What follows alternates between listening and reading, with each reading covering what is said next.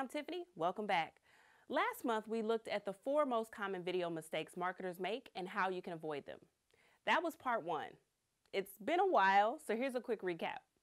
Mistake number 1, no video marketing strategy. Number 2, unclear messaging. Number 3, not understanding your audience. And number 4, low production quality. These mistakes and the ones we're about to explore are all easily avoidable. Take a look back at part 1 if you need more of a refresher. Now, let's dive into part 2. Number 5, posting to the wrong distribution channels. You want to pick channels where your audience frequents.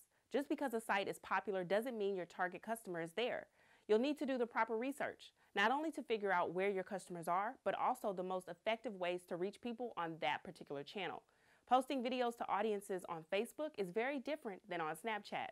You'll have to learn what works for your audience on that particular site. Number 6, your message is not customer-centric. Too often, brands make everything about themselves. We see how great they are, how many awards they've won, and their growing client lists. But consumers want to know how your product or service solves their problem. They need to connect with your message and see themselves represented. Number 7, no metrics. Keeping track of your video's performance is critical to your success. Without knowing how they are doing, you can't make the proper adjustments and could be wasting money on the wrong content or distribution channels. Once you've determined your goals and what you hope to achieve with each video, as we discussed in part 1, then you will know whether you should be tracking things like watch time, views, or retention. Number 8, no call to action. There are a number of benefits to creating videos. It helps with SEO, visibility, and building trust.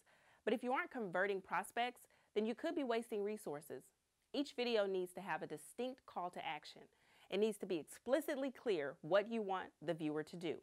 Should they call you, visit your website, sign up for your e-newsletter, buy a ticket to your event?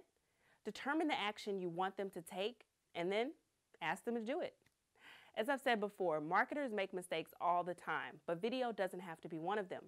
Posting to the wrong distribution channels, having a message that isn't customer-centric, no metrics, and no call to action are avoidable mistakes that could be costing you the results you want.